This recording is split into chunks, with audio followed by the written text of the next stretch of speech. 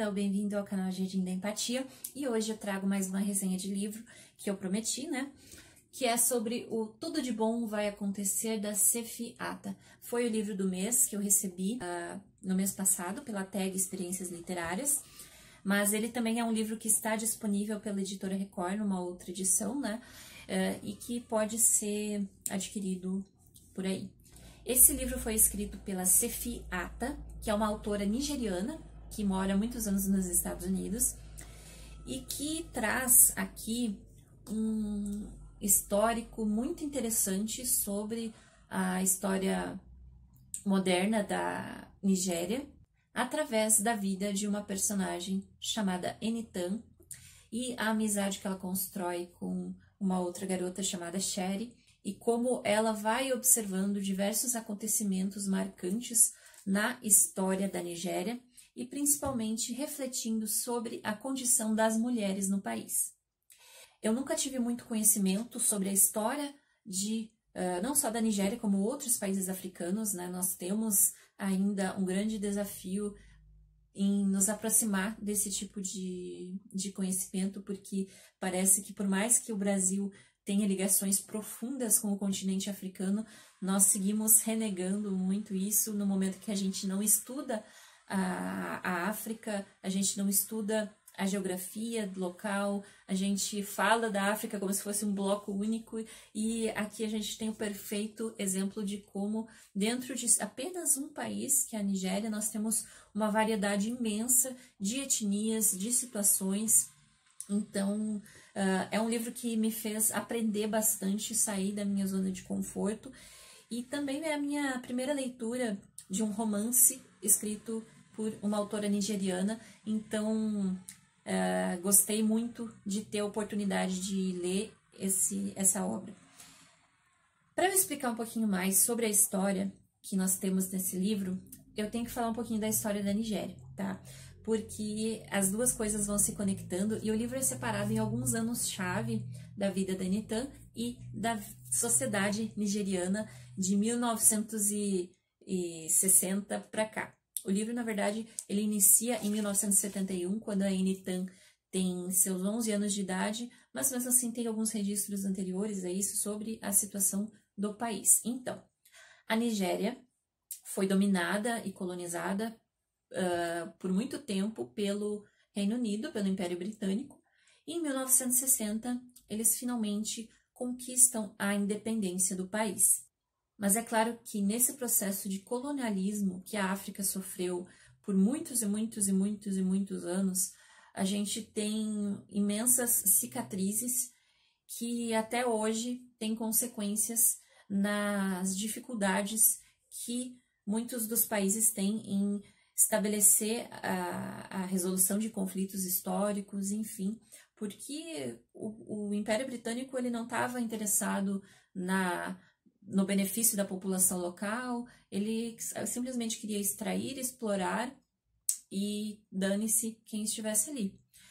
Isso vem, então, como um grande marco de violência sofrida por essas populações. E uma das coisas que eu aprendi, principalmente com esse guia que a tag produziu, que ficou muito bom, é que na Nigéria existem cerca de 250 grupos étnicos. Eu até sabia que havia uma variedade étnica, mas eu nunca imaginei que seriam tantas etnias diferentes. E ao longo da história, a gente teve então vários conflitos envolvendo os principais grupos. Para se ter uma ideia, então, no norte, a maioria da população é das etnias Hausa e Fula. Eu estou falando aqui do jeito que eu acho que é, né? Então, provavelmente vai ter erros de pronúncia. Mas, enfim, as etnias Hausa e Fula, a maioria é islâmica. No sudoeste do país, nós temos principalmente a etnia Yorubá, que segue a religião tradicional Yorubá, ou o cristianismo, ou alguns são islâmicos também, são muçulmanos. E ao leste, a etnia dominante, né, com maior população, é de Igbos, que é uma maioria cristã, e que constitui a elite do país principalmente porque é uma região muito rica em petróleo. 70% das reservas nigerianas de petróleo fica nessa região, principalmente representada então pela província de Biafra. E em função dessa questão do petróleo, para além das diferenças culturais e religiosas, a gente tinha um grande conflito econômico com a distribuição dos lucros gerados pelas reservas de petróleo. Em função disso, em 1966 existem 2 golpes militares sucessivos que foram feitos, principalmente em função de um movimento separatista de Biafra. E em 1967 estoura uma guerra civil bastante sangrenta que, enfim, teve milhares de mortos, dividiu muito a população, e a gente vai então tendo as lembranças da protagonista de tudo de bom vai acontecer a partir daí. Porque a Enitan, que é a protagonista, nasceu em 1960, que é o mesmo ano em que a Nigéria se tornou independente da dominação britânica. E em 1971 nós temos o primeiro trecho da vida da Enitan, né? Ficou dividido assim, em alguns anos-chave. Em 1971, a Enitan, de 11 anos, vai relatando alguns acontecimentos, né, dos golpes militares, de como isso afetava a vida das pessoas cotidianamente, apesar de que ela está falando de uma posição um pouco mais estável, em função da sua família ter um certo poder econômico mais estável. O seu pai é um advogado bastante reconhecido, então ela fala desse lugar, mas mesmo assim ela vai relatando assim das notícias que eles recebiam, das mortes, dos conflitos, enfim, que geraram banhos de sangue horríveis. E daí, aos poucos, então, depois desse conflito, o país continua sem se separar, né, dessa região de Biafra. O governo federal vence e em 1970 começa o período de reconstrução nacional. Mas isso não quer dizer que as coisas deram super certo, né? Ao longo da história da Enitan, ela vai comentando de um outro golpe militar que acontece, daí vem um governo civil, tenta organizar, mas daí começa a surgir também uma corrupção escancarada, daí voltam os militares, daí se tem uma ditadura total, a opressão dos direitos das pessoas, uma falta de acesso à saúde, à educação pela grande parte da população, enfim, um histórico muito sofrido e que também nos remete muito à própria história do Brasil. Se tem uma coisa que eu aprendi muito aqui, foi que nós temos muitas similaridades nessas histórias. Apesar de, claro, a Nigéria tem as suas próprias particularidades. É interessante a gente ir vendo as semelhanças e diferenças. Porém, outra coisa que eu me identifiquei muito foi no ponto do machismo. Nesse ponto, Nigéria e Brasil são muito parecidos. E na história da Enitan, nós vemos isso já de cara, porque a Enitan, então, ali é uma menina de 11 anos, de uma família que tem uma estabilidade financeira, que é de origem cristã. A mãe dela tem uma relação muito intensa com uma igreja que ela vai e que o pastor fala algumas coisas meio questionáveis, mas enfim, aí não concorda com essa igreja em específico, discorda de vários posicionamentos.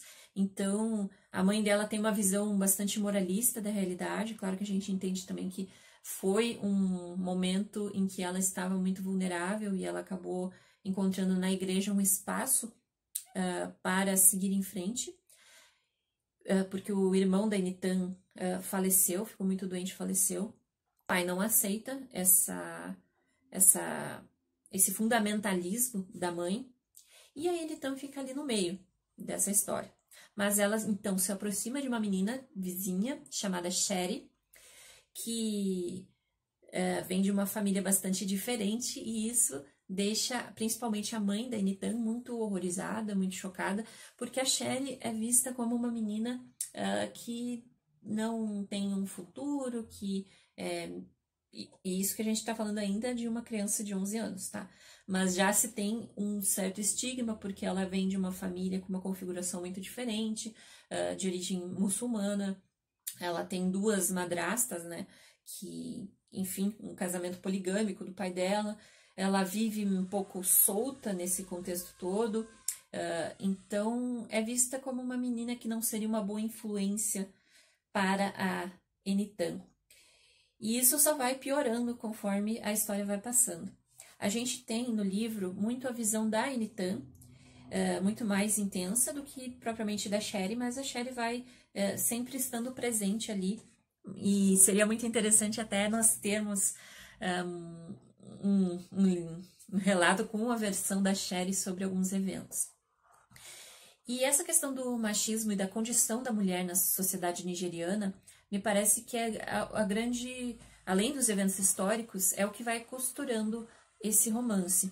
Então, a Enitan vai crescendo, se torna uma mulher adulta.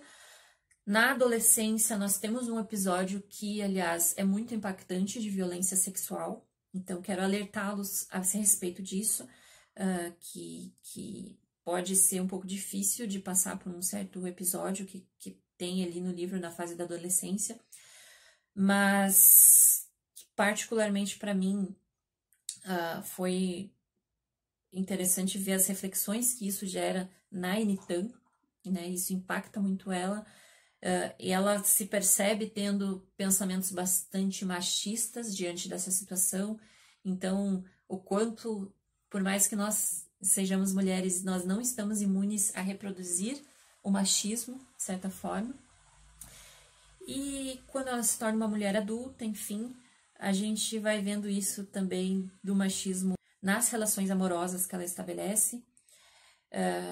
Por exemplo, um homem que se recusa a entrar numa cozinha, coisas muito que faz um drama, caso tenha que imaginar-se tendo que cozinhar ou lavar uma louça, enfim, né? E a gente sabe que esse tipo de homem não é uma raridade, enfim. E é muito interessante também ver como a Enitan vai saindo da sua bolha, que está ali preocupada com questões do seu dia a dia. É muito caótica a vida em Lagos. Eu esqueci de falar isso, a história se passa em Lagos, que é a cidade mais populosa da Nigéria, que eu era tão ignorante que eu achava que era a capital, descobri que não é. A capital se chama Abuja, que foi... Uma vez Lagos foi capital, mas depois foi modificado para Abuja. E ela vai relatando, enfim, o cotidiano difícil em Lagos, num cenário de tanta corrupção, de um governo que está mais interessado em manter o poder do que com a qualidade de vida dos cidadãos. Isso que ela é da classe média alta. Então, ela mora num condomínio, mas isso não a torna imune a sofrer com cortes de luz, a questão da saúde é bem precária em muitos bairros. Enfim, a gente vai conhecendo um pouco dessa realidade, e de novo nós nos remetemos ao Brasil. E acho que isso tudo é o que eu posso falar sem entrar em spoilers maiores, né? Sem estragar a experiência de ninguém. De forma geral, eu recomendo, sim, esse livro. A leitura fluiu muito bem. Ali na parte da infância da Enitan, eu não engajei tanto, mas depois, conforme ela foi crescendo e algumas situações foram surgindo, eu fui me vendo cada vez mais envolvida de não conseguir largar esse livro, assim, de realmente devorar muitas e muitas páginas de uma vez, querendo saber o que ia acontecer. Então, é uma leitura muito recomendável. Eu gostei muito, muito, muito. E por mais que tenha elementos de violência sexual, só que não é de uma forma gratuita. A Sefiata me parece que conseguiu dosar essa questão de uma forma que não ficasse gratuita e que tá ali por um motivo, que é entender a hipocrisia do machismo e nos fazer refletir. como nós tratamos meninas, como nós tratamos adolescentes, como nós tratamos as mulheres, enfim.